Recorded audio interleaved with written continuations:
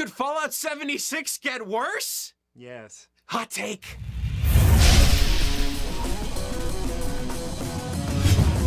I can't believe that we're here doing this again, talking about Fallout 76. We thought it was over. We really did, but once more with passion. It's Reclamation Day. They're Totally reclaiming our intense emotions. Well, I would say more so your intense emotions. You seem very connected with the Fallout series. I like Fallout. I really Yes. do. Yeah, you liked Fallout until a point, right? Yeah, I'm one of those people that has been a fan of Fallout for years. I'm a fan of the original Fallouts. I'm a fan of what Bethesda's done. Played almost every game. Yeah, right. I've played some of the games that we'd rather not talk about, like Brotherhood of Steel, but I still played them. There is an issue here, though, where many people believe that Bethesda's lost their way and hasn't really figured out where to go with Fallout. Now, Fallout 76, we both played it. Teach. I played it a little bit more. Yeah. I've played it on and off. Whenever there's some new update or something, I've turned it on to give it a shot, and everything really, in my opinion, hasn't worked out. I don't think the game is very good. I don't think they can ever really fix the game because there are core fundamental mechanics that, in my opinion, are broken that are never fixable. Even if you add a whole bunch of whipped cream and sprinkles and cherries on top, the cake and the ice cream, it's all made with dirt. So that's fine. It's not all that appealing to you, and you don't see it being appealing to a broad sort of user base of players. But there does seem to be a group of people that are really gung ho about Fallout 76, which is great. Maybe there is something there that's appealing to players. So there is a player base that continues to play. And just recently, we heard from Bethesda that they're going to be releasing a new way of buying into the Fallout 76 experience. Yes. Now, we assumed that eventually the game would go free to play because it seemed very much like it was ready to implement those sort of models into its storefront and whatnot. Yes, because you see, when a game is really, really bad and no one is actually buying it, even if there's a couple people out there that enjoy it, there's a couple that love it, and they'll probably comment and tell us why. Yes. Giving the game away for free would be an easy way to basically fix what this game is, and then from there drive a whole bunch of people to playing it. We know not a lot of people are playing it, and the people out there are a minority. But now Fallout is gonna get real fun because Bethesda decided to announce a brand new monthly subscription that you have to buy on top of having purchased the game already. Oh, so you can't just buy into the subscription and then immediately be playing Fallout 76. You need the base game. Yes. And then the subscription. How much around would the subscription cost you for like a year? A year? Yeah. $100.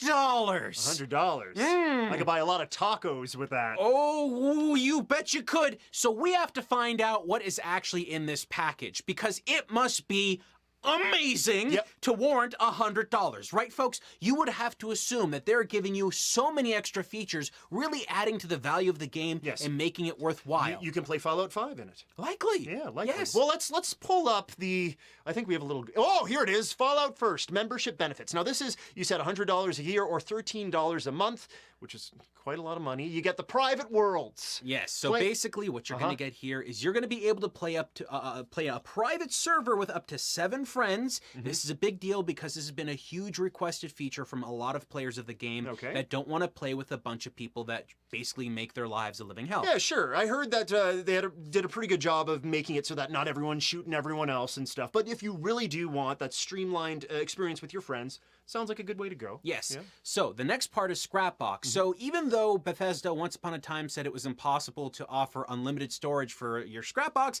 guess what? If you pay $100 a month, that whole thing just comes right off the lid and you can just put as much as you want. Unlimited storage, this has been important because when people are building items in the world, if they have a limited amount of items, they have to keep going back out to travel and stuff like that, it can get really hectic. Having unlimited storage is something that a lot of gamers wanted, but now it looks like they're going to be charging you for that feature. Yeah. And they said that this was impossible. Yep, but no, it's not. So it's magic. It's magic. This is what it is. Fallout it's magic. First is magic. All right, so the next is Survival Tent.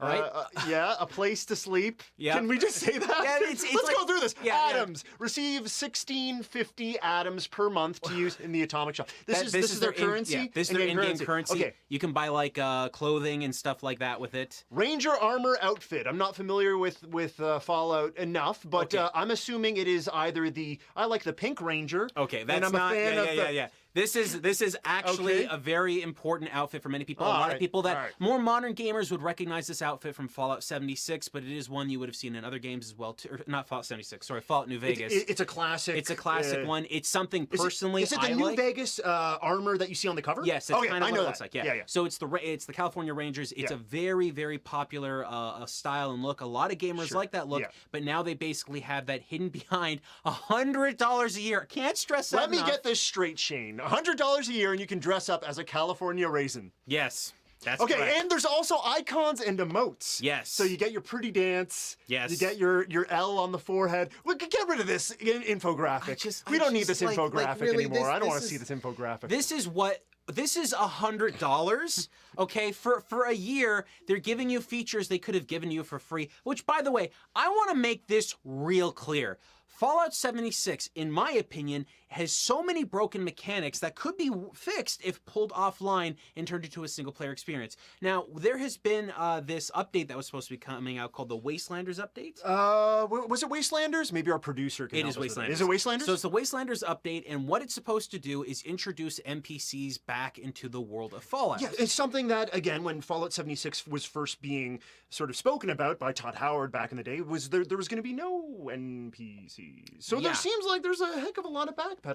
Were there other things that were going to be included in this as well? There's supposed Various to be fixes? a storyline, more interesting elements like that. They basically want to turn, like I can't believe it. They want to turn Fallout 76 into a Fallout game. I can't believe that it took them this long to figure this out. But anyway, the Wastelanders update got delayed, but instead what we got in its place is $100 a year to fix the game in ways that aren't actually going to fix it. You think the Wastelanders update with NPCs would be hidden behind a wall, but what really gets me is the idea of having a private server to play with friends. Hey, everybody wanted this, but if I'm going to play this game, likely I'm going to want to play it by myself, at least at the beginning before I get online with people, and to play it offline, which is one of remember, you can play it with up to 7 people, but you could play it on your own private server just by yourself. That feature is $100 a year if you just played the game offline. They're charging you for that. Think about how nuts that is. Again, I didn't really have my foot in the door so much with this game when it was first released, but when there was that big Bethesda conference when Todd Howard was first talking about this, he was talking about how you could play through the game on your own and still feel like pretty fulfilled. He said you should play with other people, but you can play on your own. So that messaging from way back when even it made me feel like you would be able to have your own sort of private offline experience, but you're never able to really have that. You never have that, really. I mean, like a private server is a big deal and all that stuff, Yeah. but like around the bend, I'm going to repeat this again and again. The mechanics of the game are broken. The basic combat is broken. The basic travel is broken. The ideas of those things are basically you're taking what is a workable format with a single player experience with the other Fallout games, and you're trying to turn them into an online ever-present concept. That doesn't work because there's certain elements like when you use VATS. VATS slows down everything That's so true. that you can take time to do things. That doesn't happen online anymore. And remember, Fallout, maybe Bethesda doesn't know this. Maybe I should tell them. Okay. Fallout isn't a good first-person shooter. You might think it is, but it's an RPG. Spoiler, for those that don't know, first-person shooters work a lot better. You should know that. You own id. They make Doom. They can show you how a real first-person shooter works. Shots So fired. when it comes to this game that doesn't have those kind of features or that kind of core gameplay asset, it doesn't work the same way. If I shoot anything in Doom, I know that gun is going to register a certain amount of hit in a certain way. It's going to have a reaction to me and all that stuff. But when you play this game, you don't know if one bullet is going to affect that character you're shooting at in any other way, in like an instant way. It could be 17 bullets or 1 bullet. It doesn't matter. It's so freaking confusing. So you're not really a big fan of how these games play. Unfortunately, Offline I am, just not like this. Right. Unfortunately, there's no other sort of developers making similar games. That is unfortunate. Oh, wait! Yeah, there might be So one. here's the one thing that we started talking about immediately after we heard about Fallout first. What's happening in the next couple of days, Shane? What game is being launched that this might maybe trying to deflect some vision from or push it out of the way of Fallout? It's called Outer Worlds, and it's by Obsidian, the creators of Fallout What? New Vegas. Fallout New Vegas? Why, that's the Fallout game everyone loves. But this is crazy. Why would you release a brand new kind of charging pack of $100 when a game called Outer Worlds that's set to challenge what is Fallout is coming out? Can I give you a quote go. directly? Because reviews are coming out about the Outer Worlds, and they're glowing. And from GameSpot directly, this is the very first review I looked up. I was like, well, I want to get an official review. Yep. So from GameSpot, this is the best possible version of a Fallout game. A potent distillation of what made that series so beloved in the first place. You want a Fallout game right now, a classic Fallout game that's not charging you money for an experience that isn't even a real Fallout experience. Go play the Outer Worlds. And it will cost you less than Yes. paying $100 a year. If you have Game Pass, it'll cost you the subscription of Game Pass because it's coming to Xbox Game Pass. Folks, we can't stress this enough. This is an insane development, but basically what it looks like to us, and we're looking at this from the outside, okay? Adam was correct. There are people out there that love the new Fallout 76. And that's fine. And that's great. That's perfectly right? fine. If you enjoy something, don't let anyone tell you that you're wrong. Not this guy. The problem is that when you have to pay $100 to make that experience better, it means that they know that there's a smaller community of people playing, and they're finding a way to tax you guys to get you to pay more because they realize they can't attract more players. And if they get you to pay $100 right now, there might be a likely chance that you're not going to be spending another $100 or even a little bit less than that to buy this brand new Outer Worlds This game. brand new Outer Worlds game that is doing marvelously. 82 Metacritic right now. Oh, what's Fallout 76's Metacritic? Let me see. Oh, 52. Yeah. With a 2.8 user score. No. No, I don't think it works great. crazy. Here's the thing, folks. This is how I view this. What Bethesda could have done is worked with Obsidian. Obsidian. I was going to call it Oblivion, but that's another Bethesda game. Work with Obsidian to make a brand new Fallout game. They should have done that. Instead, though, here's what happened. They got a whole bunch of people to make Fallout 76, and it became a total disaster and a mess for the company. Then, Obsidian went, okay, let's invent a brand new Fallout completely on our own with new features and a whole bunch of new things with a new IP that we totally own. To the point that we're pretty sure no one is going to really care too much about this IP.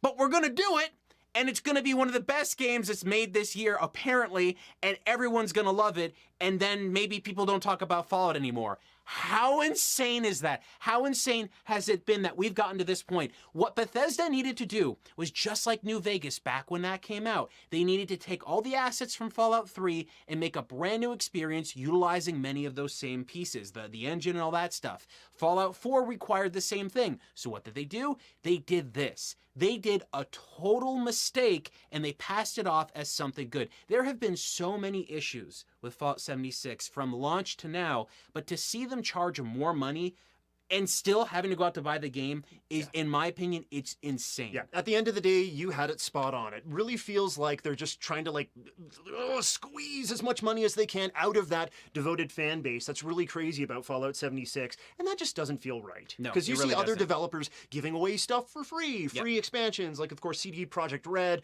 or even some of the stuff from No Man's Sky. That's true. You know, And No Man's Sky was really rough. I mean, if anything, it's a comparable comparison to what Fallout 76 is.